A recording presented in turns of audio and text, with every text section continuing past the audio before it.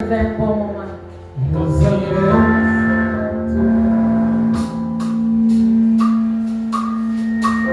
Bien-aimé, tiens-toi debout.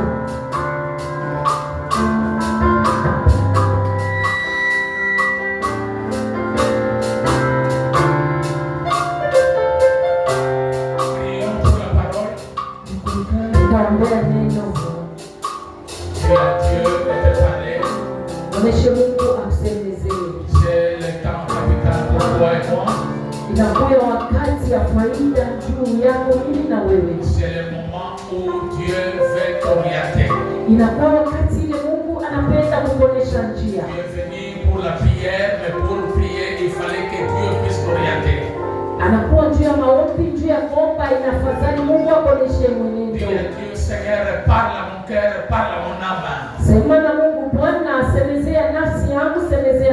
À travers l'ange que tu vas utiliser, que l'ange que tu nous as envoyé, parle à mon âme, donne-moi l'orientation.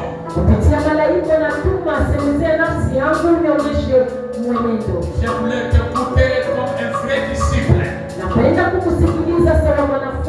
Seigneur, enlève de moi toute distraction. Enlève de moi toute mollesse, tout envoûtement, toute faiblesse. Et que mon esprit soit attaché totalement à ton esprit. Que mon esprit puisse capter les choses célestes. Que mon esprit puisse capter les choses divines. Prie bien le Seigneur. Que Dieu te parle bien.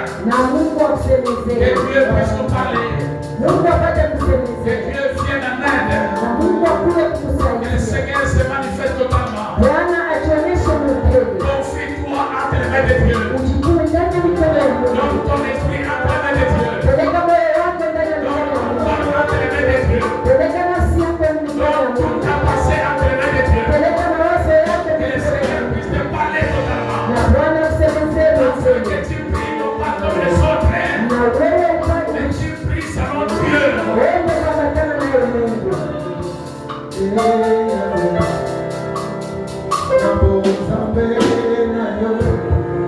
Merci, Père Saint, pour ta grâce. Merci, oh Dieu, pour cet après-midi. Le troisième jour, le jour de l'Éternel. Tu nous as dit, approchez-vous des trônes de grâce avec assurance. Et nous sommes là avec assurance pour obtenir les choses célestes. Bénis ton peuple, bénis ta parole, bénis ton enseignement. Relève par ta grâce incroyable. Et que les saints de Dieu parlent. Et que les saints de Dieu donnent au Père la nourriture céleste. Ne pourra comprendre les choses célestes que quand Dieu parle lui-même, quand Dieu donne la révélation, quand Dieu nous parle, nous pouvons comprendre, oh Dieu. Personne ne peut te comprendre. C'est toi qui ne viens pas. C'est toi qui donnes la révélation à travers ta parole. Viens parler au Dieu des grâces. Soutiens ton instrument. Où elle est à ta grâce. Ta lumière soit manifestée. À toi seul, ô Dieu, la gloire. Nous nous confions fidèlement à toi. Dans le nom de Jésus-Christ, notre Seigneur et Sauveur. Et nous la confions. Et nous nous répondons pour ce moment à toi seul. Nous t'avons ainsi prié. Amen, amen. Amen. Acclamez bien le Seigneur. Amen, amen. Dieu est tellement merveilleux. Mungu anakuwa mwema sana. Il est notre Dieu. Anakuwa Mungu wetu. Il nous aime bien. Anatupenda sana. Et l'amour de Dieu, Naye mapendo ya Mungu nous voyons cela quand on voit le serviteur de Dieu. tunaiona wakati tunaona watumishi wa Mungu. Et nous voyons que le Seigneur est fidèle. Na tunaona kwamba Bwana anakuwa mwaminifu. Qui pourra nous réunir sans Dieu. Nani anaweza kutuunganisha kama iko Mungu? Chacun parle sa langue.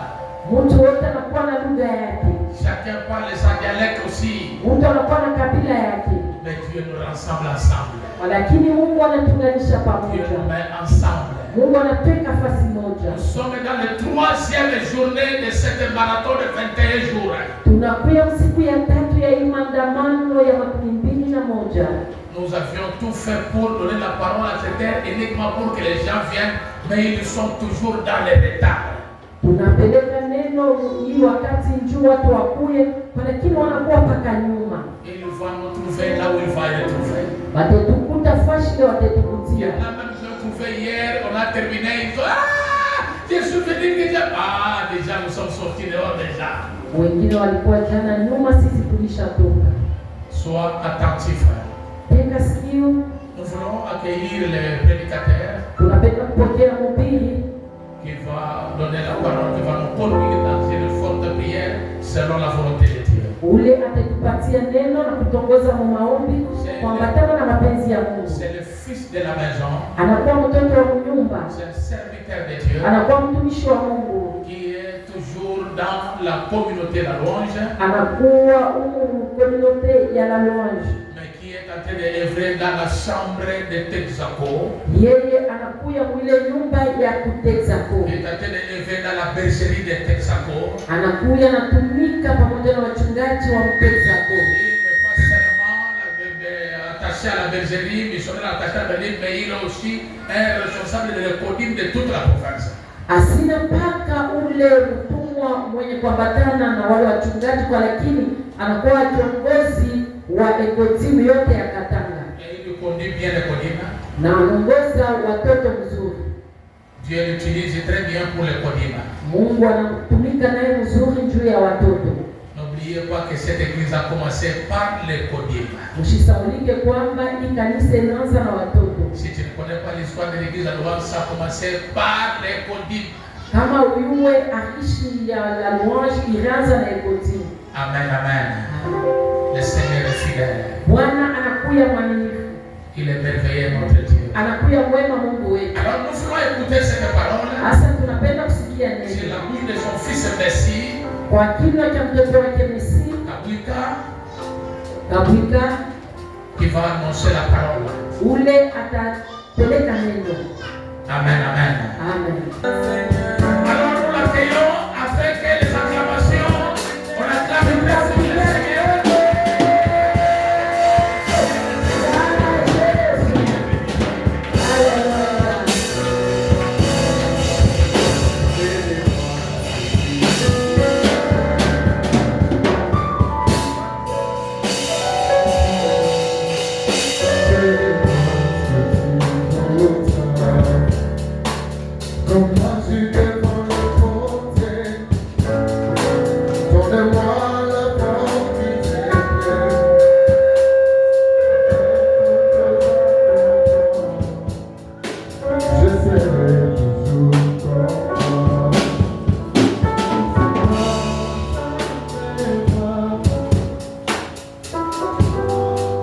Amen, amen. Amen. On peut encore acclamer le Seigneur.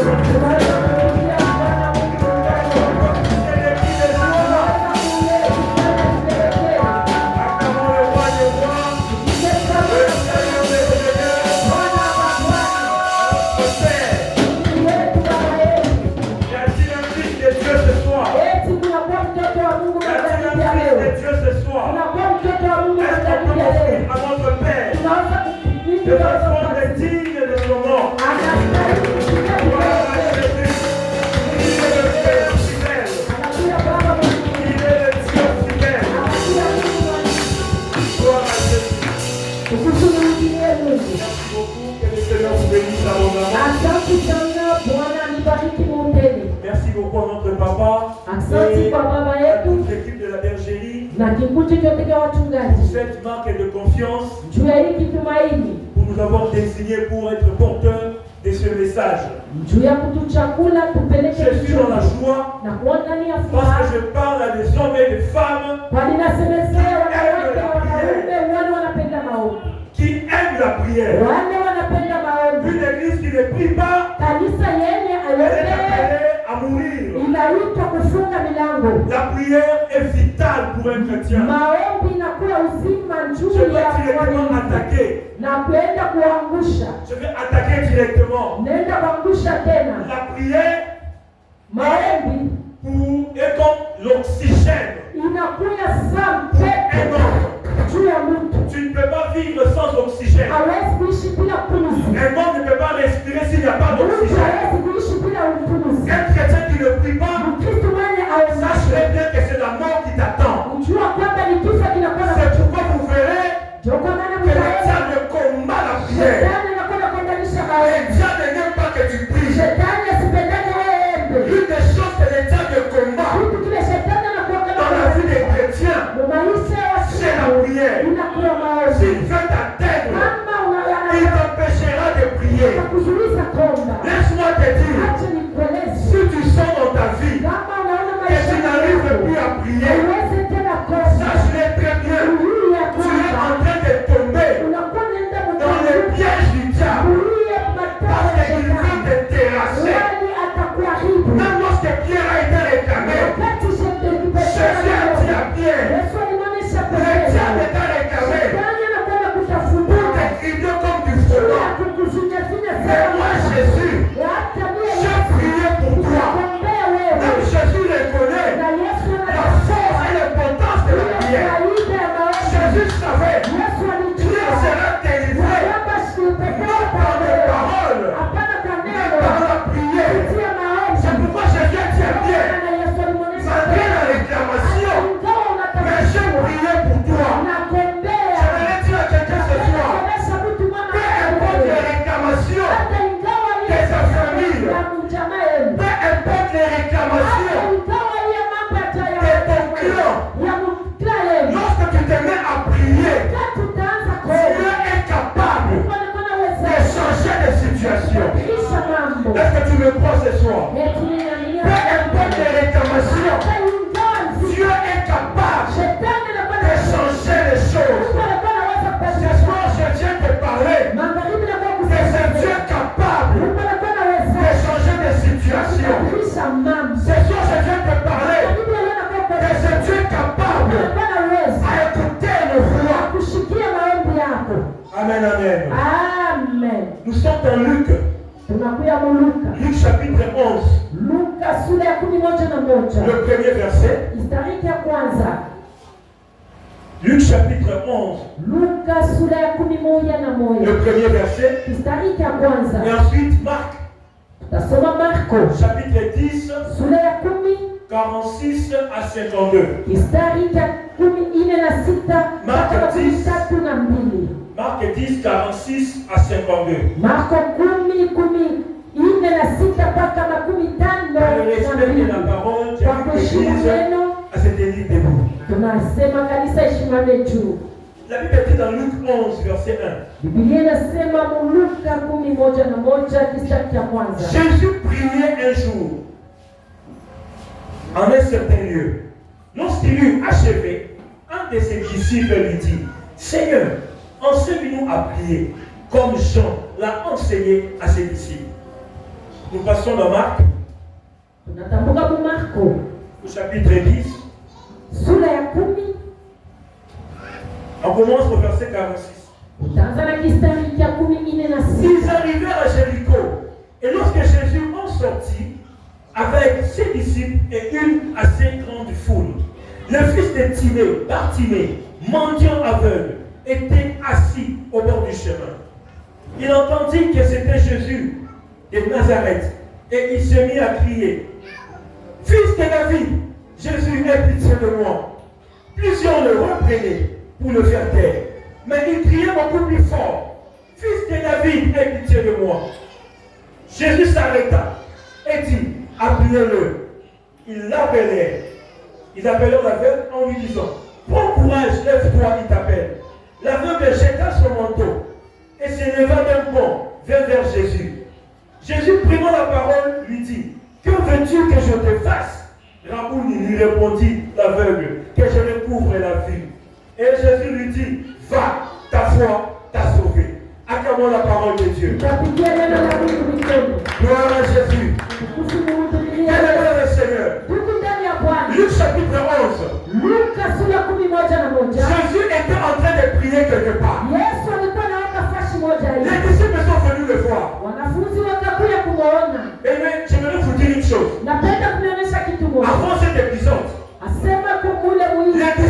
priaient déjà. Wanafunzi walikuwa naomba. Ils priaient déjà. Walikuwa naomba. Mais les disciples ont remarqué. Wakatambua kwamba Jésus ne prie pas comme tout le monde. Yesu asikwanze kuomba sawa. Les disciples ont remarqué. Wanafunzi waliomba. Nous prions. Sisi tunaomba. Mais cet homme prie différemment. Lakini ule mtu anakuwa naomba na les disciples ont remarqué. Wanafunzi walitambua. Nous prions. Sisi tunaomba. Mais nos prières maombi n'ont pas les mêmes résultats aina na par rapport à Jésus. moja moja na Yesu. Ce qui fait la force de la prière, Ile inakuwa na force ce ne ya sont pas les multiples de paroles, aina mapigo ya mais c'est l'impact de l'exaucement. inakuya ni ile kukubaliwa. Tu peux te vanter Unaweza des périodes de prière, Inakuya na force mais si on ne fait rien, kama tone kitu. laisse tomber. Acha. Il y a de ces chrétiens Kunakuwa qui se vantent, wale wako qui se glorifient. wanachukua. Moi, j'ai vu pendant 4 heures. Je connais des gens, lorsqu'ils prient, ils font des compétitions. Il allume une bougie. Il allume une bougie. Et il dit, on commence la prière. Jusqu'à ce que la bougie va se terminer. Et on dira Amen. Il y a ceux qui prient comme ça. La force de la prière, ce n'est pas dans la multiplicité des paroles. Mais la force d'une prière, c'est dans l'exaucement qui accompagne la prière. Oh, tu peux bien prier, mais s'il n'y a pas d'exaucement, ça ne sert à rien. Je prie le Seigneur, car le Saint-Esprit nous enseigne. Pendant ces 21 jours de prière, la bonne façon de prier, afin que nos prières soient exaucées. Tu peux dire à Dieu ce soir, Seigneur, apprends-moi à prier. Seigneur, d'ailleurs que semble la terre, apprends-moi à prier, car je veux voir l'exaucement de mes prières. Ma prière ce soir est des choses que tu vas demander à Dieu. Au monde à Yango. Que ça ne reste pas seulement ici, mais tu dois vivre cela. Qui croit à cela? Qui croit à l'exaucement ce soir? Est-ce qu'on peut acclamer le Seigneur? J'aimerais te le confronter. Dans Marc chapitre 10, alors que Jésus était à Jéricho, Jésus était en train de sortir. Et pendant qu'il sortait, il a rencontré la femme. Nous sommes au mois de décembre. Nous sommes à la porte de l'année 2024. Il y a de ces personnes que Dieu a rencontrées dans l'Afrique de Jéricho. Mais il y a aussi des autres que Dieu rencontre à la sortie de Jéricho. Si Dieu a raté le Seigneur dans l'Afrique de Jéricho, il ne les ratera pas quand il sortira de Jéricho. Si Dieu ne t'a pas visité en janvier, si tu ne t'as pas visité en février, tes chambres ne partira pas. Tu le rencontreras en décembre. Si en mars, on va nous embêter, on va nous rien. Ça c'est en décembre, alors que nous sortons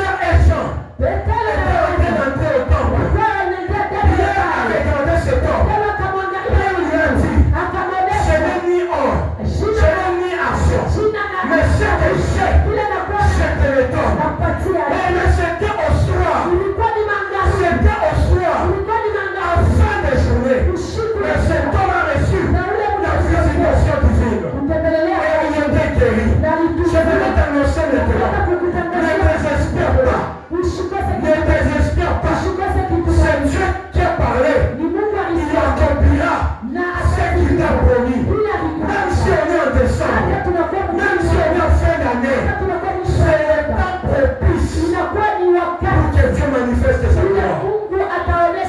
Alléluia. Amen. Et cet homme Bartimée, il était là assis. Maintenant, on parle de la prière. La prière, c'est quoi? La prière, c'est cette conversation d'un homme avec son Dieu. Aucune relation ne peut exister s'il n'y a pas communication. Aucune relation ne peut subsister s'il n'y a pas communication. Nous sommes en relation avec Dieu. Pour que notre relation puisse évoluer, nous devons communiquer avec Dieu. Il y a des choses que Dieu veut te communiquer. Mais la jeune Lucaïo, il ne te voit pas dans la prière. Il dit, mais invoque-moi, je te répondrai. Il ne s'arrête pas là. Je te montrerai les choses que tu ne connais pas. L'église de Dieu, il y a des choses qui se passent dans votre maison, dans votre famille. Vous ne le connaissez pas. La meilleure manière de le connaître, c'est de prier. C'est d'entrer en prière. C'est de prier. Si tu ne pries pas, tu ne verras rien. Alléluia. La prière, c'est très vital, c'est très important pour un chrétien. C'est un cadre de communion avec Dieu. Dans Genèse, vous verrez, Dieu avait l'habitude de passer l'histoire pour communiquer avec l'homme. Chaque soir, Dieu passait pour parler à l'homme. Laisse-moi te dire ce soir. Alors que je t'enseigne ce soir, Dieu est déjà mon Seigneur. Mais il est prêt à te révéler des choses. Comme il t'attendait de choses. La prière, c'est ce cadre des demandes ou des requêtes. C'est un cadre approprié pour effectuer ses demandes et ses requêtes. Mais le cas de Bartimée. Bartimée était aveugle. Il était mendiant. Lorsque Jésus passait, Bartimée a crié à Dieu. Mais la question de Jésus m'a surpris. Jésus demande à Bartimée, que veux-tu? Parce que la prière, tu dois exprimer à Dieu ton vrai besoin. Mais j'aimerais préciser ceci. Beaucoup de gens prient, ils demandent à Dieu sans être exaucés parce qu'ils demandent mal. Dieu te demande, qu'est-ce que tu veux? Je vous donne un exemple. Une personne qui prie, Seigneur, donne-moi des grandes choses. Yaya, grandes choses, amour. C'est quoi? Seigneur, donne-moi des grandes choses. Je vais devenir un grand homme. Yaya, grand homme, amour, c'est quoi? C'est comme des Quinois. Les Quinois sont experts à des paroles comme ça. Ah, vieux, le bon amour mieux, avec ce pays. Si moi je suis le vieux en question, je réfléchis.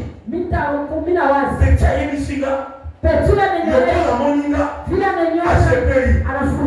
Il s'attend à quoi? Mon Dieu, le bon amour mieux,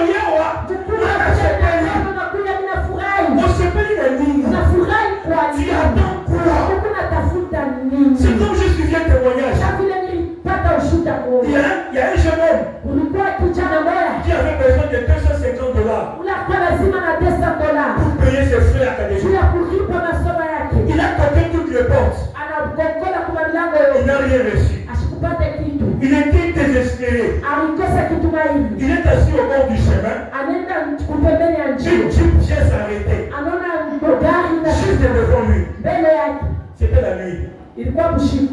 il monte à la Jeep. Il réalise que c'était l'ancien président de la République. Laurent Désiré Kabila. Frère Asutuki. Président. Il lui pose la question. Qu'est-ce que tu veux? Il y a des gens qui me disent, oh frère, quand tu rencontres des présidents, c'est comme s'ils ont des fétiches. Tu oublies tous tes besoins. Le président lui demande, qu'est-ce que tu veux? Président, je n'ai pas de transport. Tu peux m'amener à l'arrêt interne. Juste ça. Juste ça. On l'a amené, on l'a accompagné. Tu m'aurais une peine. Quand tu es descendu, il réalise que mais je cherche $250. Je me suis assis au côté du président et je n'ai rien demandé. Il s'est mis à pleurer. Oh Seigneur, donne-moi encore cette opportunité. Mais quand tu as une opportunité, saisis l'opportunité. J'aimerais t'annoncer ce soir, une opportunité t'est offerte.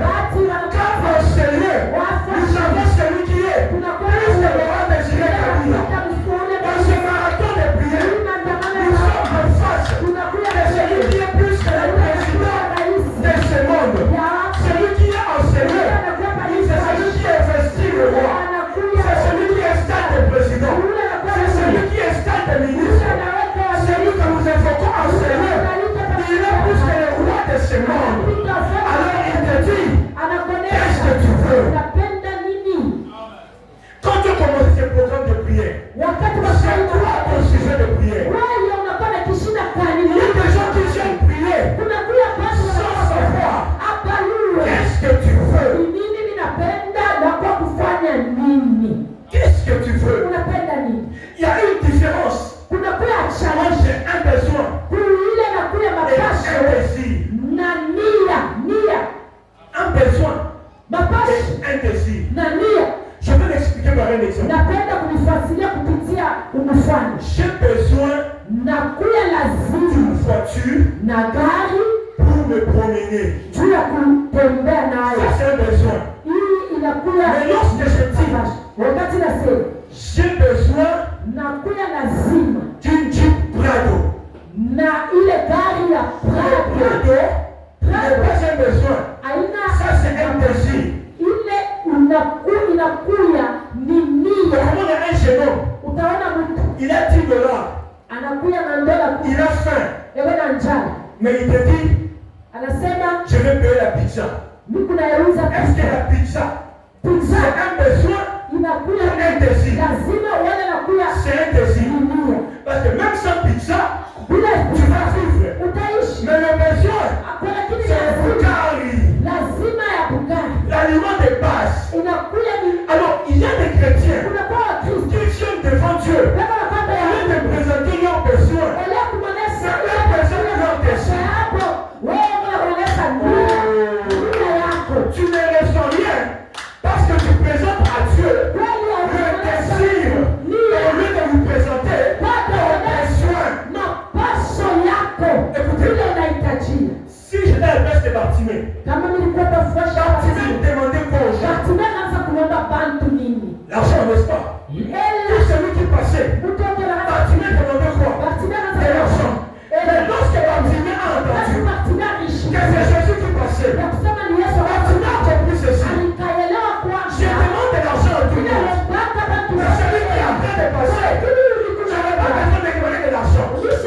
Celui qui passe, pour fixer mon problème. Quand on me donne l'argent, je peux payer à manger. Les horaires ont faim. L'argent, c'est pas mon besoin. L'argent, c'est le désir. Si on me donne l'argent, je vais aller un coca.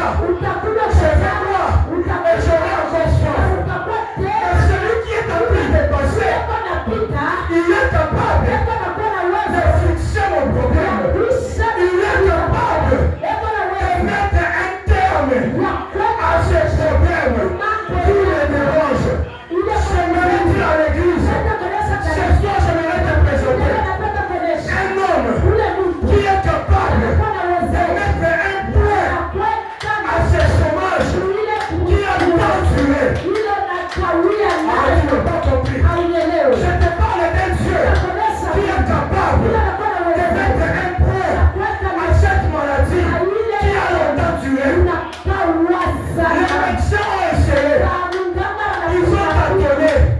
Mais celui que je te parle, je l'appelle Yeshua Mashiach. Celui que je te parle, je l'appelle Jéhovah Rapha. Celui que je te laisse, je l'appelle Jéhovah Sabaoth. Je ne sais pas quel est ce combat. Je ne sais pas quel est ce combat qui t'a fatigué. Mais ce soir, nous allons invoquer Jéhovah Sabaoth. Il mettra fin à ce combat. Quel est ton besoin? Quel est ton besoin? Jésus pouvait voir qu'il était aveugle. Mais Jésus voulait vérifier. Est-ce que Bartimée sait réellement ce qu'il veut? Tu fais des prières comme cet homme. Et tu fais le transport.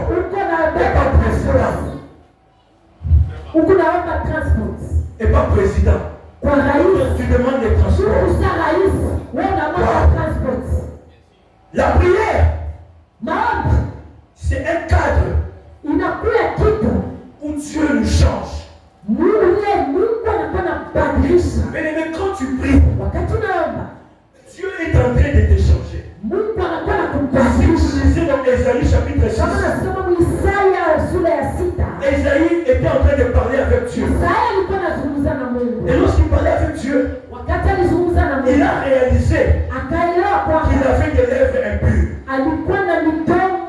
Dans la présence de Dieu, quand tu pries, Dieu te change. Il y a de ces choses que tu faisais, mais à cause de la prière, tu arrêteras de le faire. Ma prière ce soir, un jour, que le Seigneur te révèle. Qu'est-ce que tu dois changer? Qu'est-ce que tu dois arrêter? Alléluia. Amen. La prière, c'est un cadre d'invocation. Invoquer, c'est appeler Dieu par son nom. Invoquer, c'est crier à Dieu par son nom. C'est que j'aime avec Dieu. Il nous apprend beaucoup de choses. Papa l'a dit en ce lieu, je suis moniteur des enfants. Nous encadrons beaucoup d'enfants. Même dans une maison, les mamans le savent. Quand l'enfant pleure, quand il crie, pour un caprice, maman sait comprendre. Et ce cri ici, ça ne veut rien dire. C'est seulement des caprices. Mais il y a d'autres cris. Lorsque maman entend l'enfant crier, elle sait que ce cri,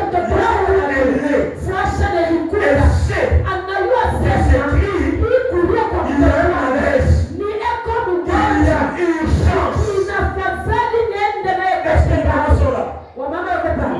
Est-ce que les mamans me comprennent? Il y a des cris. Lorsque maman entend l'enfant crier, elle sait comprendre. Ces cris ici, même si je cuisinais, je dois tout arrêter. Et voir qu'est-ce qui se passe. Bartimée, il n'a pas invoqué Dieu. De n'importe quelle manière. Bartimée a crié. Et Jésus s'arrêta. L'invocation, c'est une autre dimension de la prière. Là, il s'agit d'une urgence. Lorsque j'invoque, Dieu est en train de comprendre que mon fils est dans l'urgence.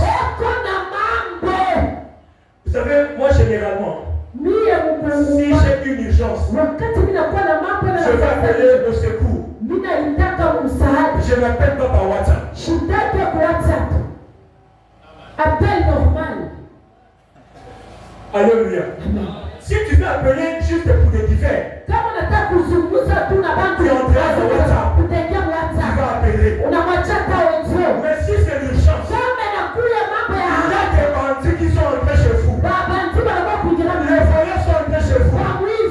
Tu appelleras par WhatsApp. Tu appelleras par appel normal. Tu appelleras parce que tu veux. Et au premier coup, que tu as une réponse. Lorsque tu invoques, tu as la foi. Et lorsque je crie, Dieu m'écoutera. Amen. Celui qui invoque est dans une autre dimension. Pourquoi il dit à Dieu, Seigneur, si tu ne fais pas maintenant, c'est fini pour moi. Je veux parler à quelqu'un ce soir. Ne prie pas par la voiture. Prie avec sérieux. Et dis à Dieu, si tu ne t'interviens pas, c'est fini. Il y a ceux qui s'appuient sur leur chameau. D'autres s'appuient sur leur cheveux. Mais les autres, nous avons l'Éternel. Celui qui invoque Dieu, il a compris. Je n'ai pas une autre solution. Je n'ai qu'une seule solution. C'est Jésus-Christ. Il criera à Jésus. Est-ce que tu es prêt à crier à Jésus? Qui est prêt à crier à Jésus? Tu vas crier plus fort. Tu vas crier plus fort. Bien-aimés les seigneurs, vous avez quelqu'un dans l'aéroport. Vous êtes à l'aéroport. Avant que l'avion décolle, il faut entendre un frémissement moteur. L'avion commence par faire des petits tours à la piste. Mais quand il doit décoller, tu entendras un bruit. Décoller. Dans ta vie, si tu veux décoller, si tu veux avancer, tu vas crier. Cette situation ne va jamais changer si tu ne cries pas. Crier dans la prière, c'est une façon de dire à Dieu, j'en ai marre de ces problèmes. J'en ai marre de ces chômages. J'ai étudié. J'ai un diplôme. Pourquoi je travaille? J'en ai marre. Il y a quelqu'un ce soir qui doit faire monter un cri dans le ciel maintenant. Le ciel est ouvert. Tu vas entendre ton cri. Lorsque Martina a crié, c'était un cri qui venait de son cœur. Bartimée n'a pas crié n'importe comment. Bartimée a crié en appelant Jésus comment? Fils de David. Wow. Vous savez, chacun de nous ici a un petit nom pour ses intimes. Si tu vas quelque part, dans une foule, tu entends, on t'appelle par ton petit nom, tu t'arrêteras. Je prends l'exemple. Je m'appelle Messi Kawika. Mais ici à Shekami, j'entends quelqu'un qui m'appelle Kawika. Même si je ne vois pas la personne, en entendant ce nom, celui qui m'appelle, ce n'est pas n'importe qui. C'est quelqu'un qui me connaît. Il est de la famille. Parce que le nom par lequel on m'appelle, ce n'est pas un nom commun, mais c'est un nom de famille. Celui qui m'appelle est fils de la maison. Et comme il m'appelle, je dois intervenir. Je vais voir quelqu'un ce soir. N'appelle pas Dieu,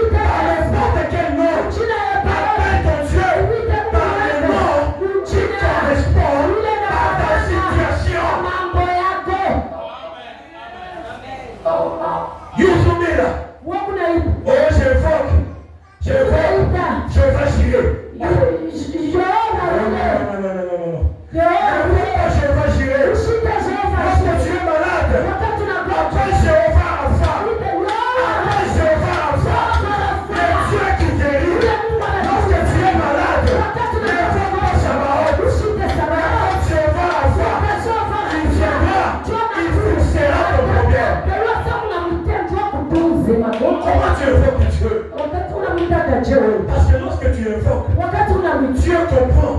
Mais tu lui fais confiance. Y a-t-il quelqu'un qui est prêt à prier ce soir? Je sens qu'on doit prier. Je sens qu'on doit prier. Tu dois mettre fin à ces problèmes-là. Tu dois mettre fin à cette maladie-là. Nous devons prier ce soir. Sans avoir peur. Même si tu dois répéter la même phrase 10 fois. Répète-la. Dans l'invocation, c'est aussi la répétition des mêmes phrases. Seigneur descend. Seigneur descend. Seigneur descend. Pour mon travail. Seigneur descend. Car ce chômage a trop duré.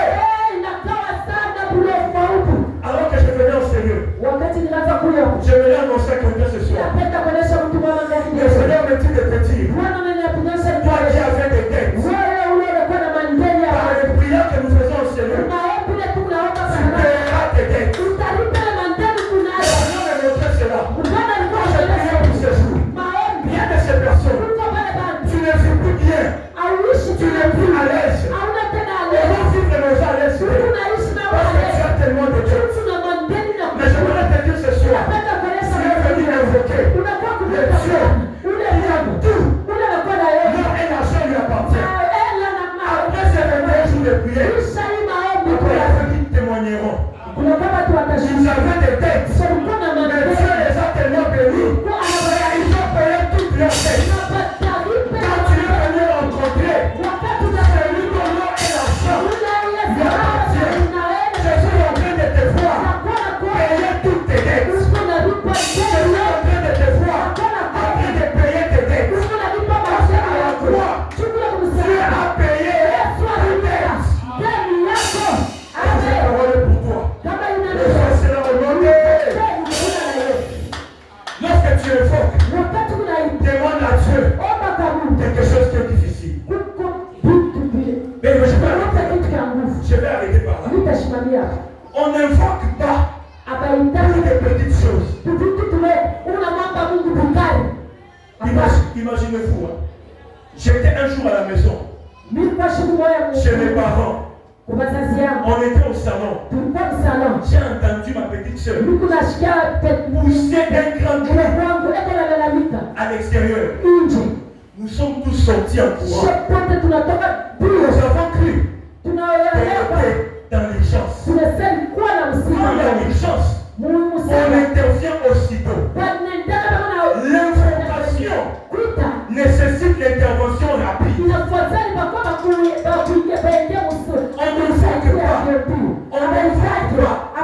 pour des petites choses.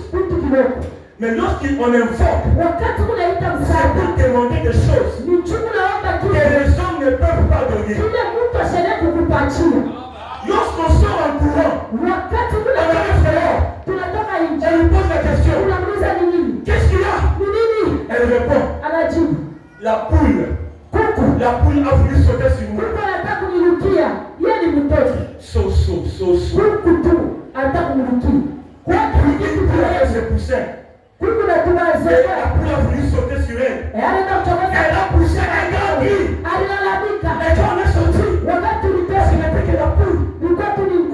On était tous découragés. Il y a beaucoup de gens qui invoquent Dieu pour des choses qu'un homme ne peut donner.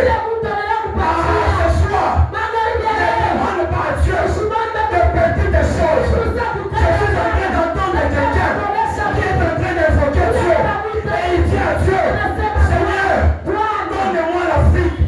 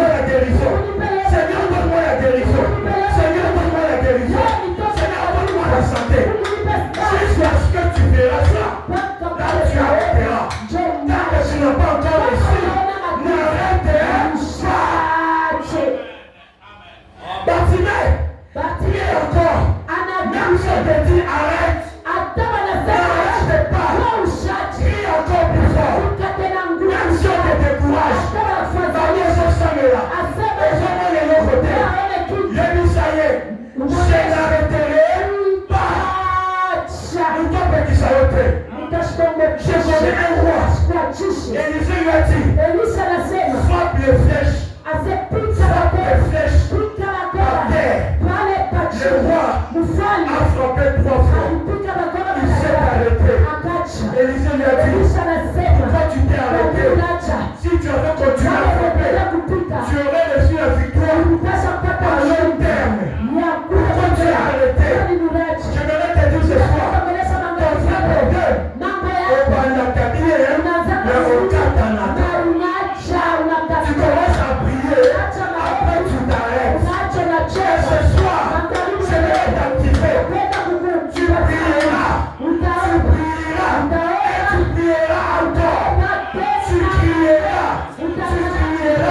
prieras encore. Tu crieras encore. N'arrête pas de prier jusqu'à ce que tu vas finir ce problème.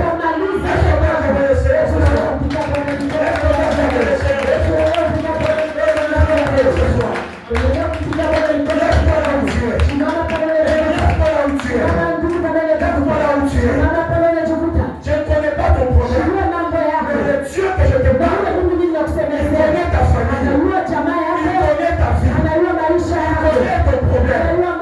Mais il te dit ce soir que veux-tu? Quel est ton problème? Quel est ton problème? Sois précis. Vous savez, il y a de ces personnes, Dieu les a déjà exaucés. Mais ils ne savent pas. Pourquoi ils ne savent pas? Parce que ce qu'ils ont demandé n'a pas été précis. Même quand Dieu répond, tu ne sais pas savoir si Dieu a répondu ou il n'a pas encore répondu.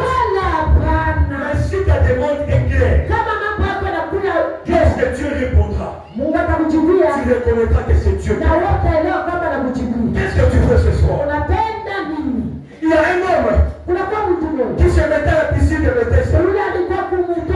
Jésus lui demande, qu'est-ce que tu veux? Écoute sa réponse. Je n'ai personne pour me jeter dans l'eau. Zéro. Échec. Dieu ne t'a pas demandé qui as-tu? Mais il te demande, qu'est-ce que tu veux? La manière ne te concerne pas. La manière ne te concerne pas.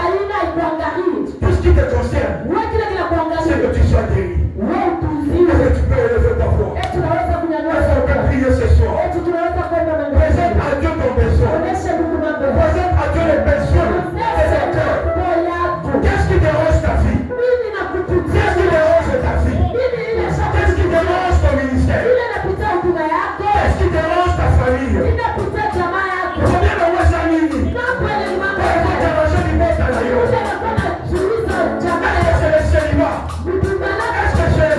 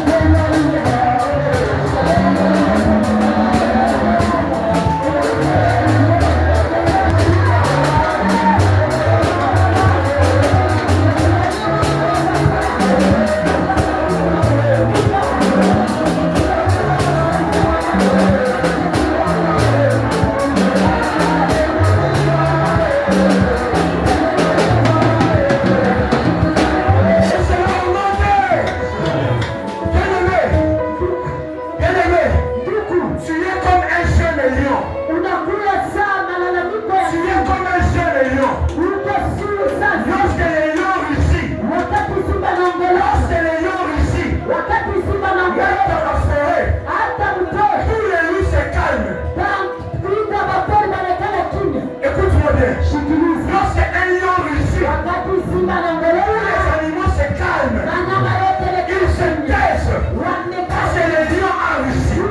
Alors que tu es en train de crier maintenant, tous tes ennemis sont en train de fuir maintenant. Ah, tu n'as pas compris. Alors que tu cries à l'Éternel, tous les sorciers de ta famille qui bloquaient ta vie,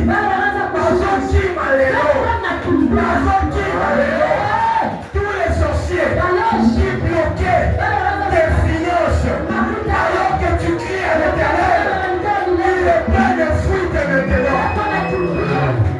Est-ce que tu crois cela? Est-ce que tu peux acclamer le Seigneur? Acclamer le Seigneur. Est-ce que tu peux acclamer le Seigneur?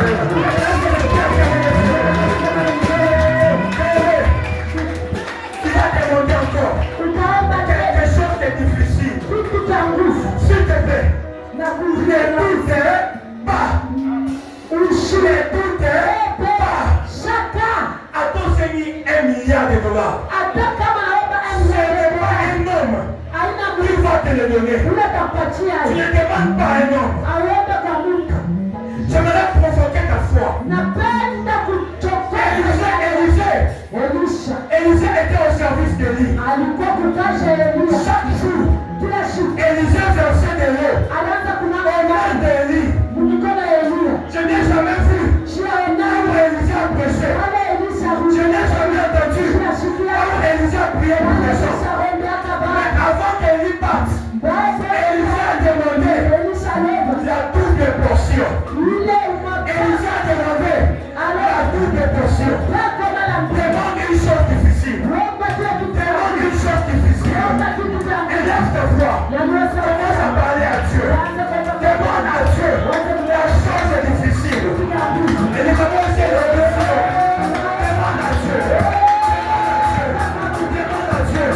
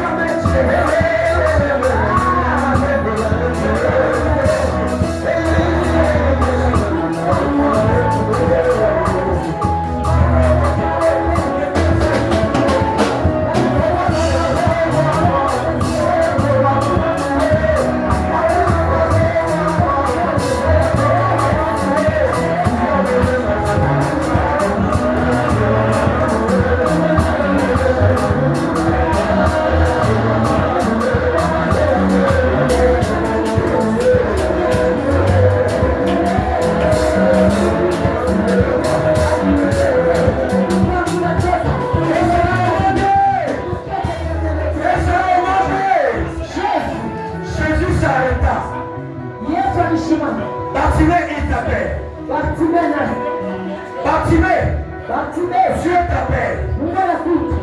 Lorsque Bartimée se leva, il prit son manteau, il le jeta.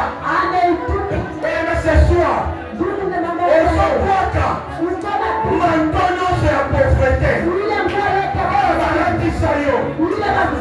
Manteau de la limitation. On t'a revêtu. Au Sokwaka, manteau non c'est la malédiction. Et le fait des gestes, soit manteau, soit carreau, manteau à pauvreté,